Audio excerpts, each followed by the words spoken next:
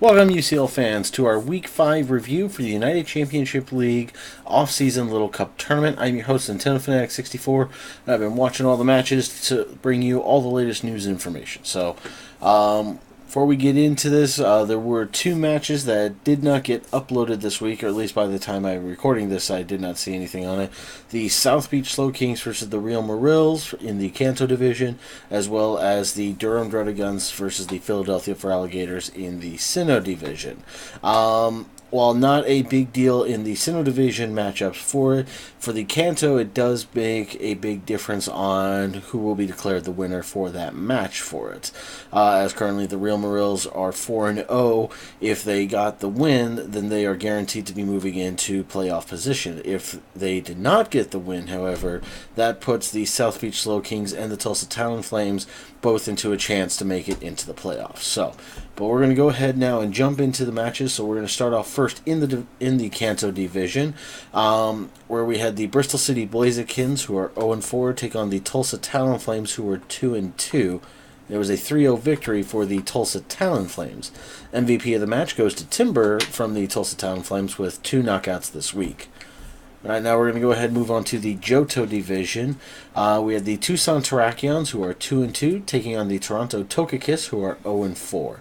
And it was a 1-0 victory for the Tucson Terrakions. MVP of the match goes to Team Captain Dano from the Tucson Terrakions, who managed to get 2 knockouts this week. We had the Bronx Bearticks as well, taking on the Carolina Keldios. Bronx Bearticks were 4-0, while the Carolina Keldios were 2-2. And it was a 3-0 victory for the Bronx Bearticks. Not only does that make them 5-0 for the week, but that also guarantees that they will be making it into the playoffs for the Johto Division. MVP of the match goes to Staryu from the Bronx Bearticks, who managed to get 2 knockouts this week. Up next in the Hoenn Division, we had the Pittsburgh Pichus, who are 1-3, take on the St. Louis Rampardos, who are 4-0. And it was a 5-0 victory for the St. Louis Rampardos. MVP of the match will go to Mienfu from the St. Louis Rampardos, who managed to get 2 knockouts this week. And up next, we have the Grand Canyon Greninjas, who are 0-4, taking on the New York Mankeys, who are currently 3-1. And it was a 3-0 victory for the New York Mankeys. MVP of the match goes to Magnemite from New York, who managed to get 4 knockouts this week. And finally, in the Sinnoh Division, we had the Long Island Reggie Rockies, who are 3-1, take on the Newcastle Nido-Kings, who are 4-0. And it was a 2-0 victory for the Newcastle Nido-Kings. MVP of the match goes to the Niran Male from the Newcastle Nido-Kings, who managed to get 2 knockouts this week. And with their victory, the Newcastle Nido-Kings are now also guaranteed to make it into the playoffs.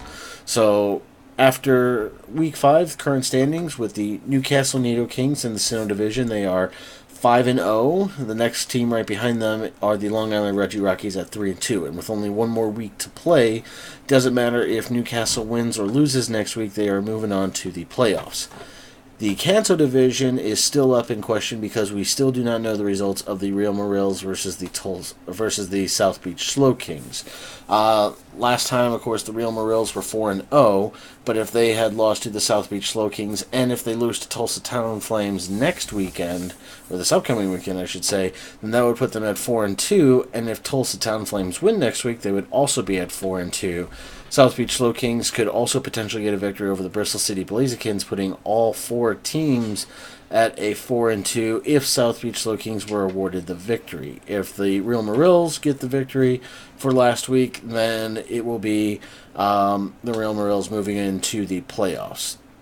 In the Johto Division, we have the Bronx Bearticks leading the way with a 5-0 victory, or with a 5-0 lead, guaranteeing them into the playoffs. Next closest team behind them were the Tucson Terrakions with a 3-2 record, Carolina Keldios with a 2-3 record, and the Toronto Tokakis with an 0-5 record. Hoenn Division is the only division that we don't have a clear-cut winner for the playoffs, because right now St. Louis Rampardos are leading the division with 5-0 record. However, the New York Mankeys are right behind them with a 4-1, and the last match for this division is going to be the St. Louis Rampardos versus the New York Mankeys. If the New York Mankeys can secure a victory over the St. Louis Rampardos, then there will be a one-on-one match between both team captains of the Rampardos and the Mankeys. Pittsburgh Pichus are 1-4, and the Grand Canyon Greninjas are 0-5 in that division as well.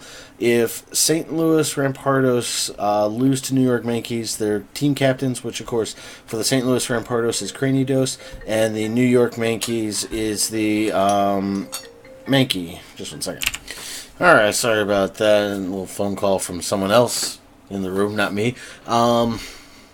So St. Louis Rampardos team captain is Cranidos. New York Yankees team captain is, of course, Mankey. So just in the typings alone, the Yankees will have the advantage. So they would need to secure 2 victories in a row, one against the Rampardos in a full 6-on-6 battle, and then one with just the team captains. Now, New York has never yet defeated St. Louis in any competitive play between either the UCL, the GBA, or anything, or any other leagues that I am not aware of so far. So the New York Yankees have a big mountain to climb. Can it be done? I do believe that it can be. It's just all a matter of luck in this game now for it. So, but we're going to go ahead now. We're going to take a look at the actual divisions themselves. So let me find my picture for that. So here are the brackets again for it. So as we know, Kanto is completely up in the air right now until we get word on what happened between the Real Marills and the South Beach Slow Kings. If the Real Marills did win, then of course they will be moving on to face the winning team of the Johto division, which of course we can confidently say will be the Bronx Bear Ticks. There's no way that they can potentially lose out of it. So good chance that the first playoffs will be the Real Marills versus the Bronx Bear Ticks. In the Hoenn division, it will all determine on what happens this Saturday when the New York Yankees take on the St. Louis Rampardos. If the Rampardos win, then they will be once again moving on into the semifinals for that. And then finally, of course, in the Sinnoh division, there's no way to deny that the Newcastle Needle Kings will be moving on into the playoffs to face either New York or St. Louis. So, but that's going to go ahead and wrap up this video. If you did enjoy, please leave it a thumbs up. I forgot to mention, of course, the match of the week. With the match of the week, I would probably have to award it. There was a lot of good matches this week. I would say the 2 closest ones, or the 2 of the best ones, I would say, are the Tucson Terrakions versus Toronto Tokakis, and the Long Island Reggie Rockies versus the Newcastle Needle Kings.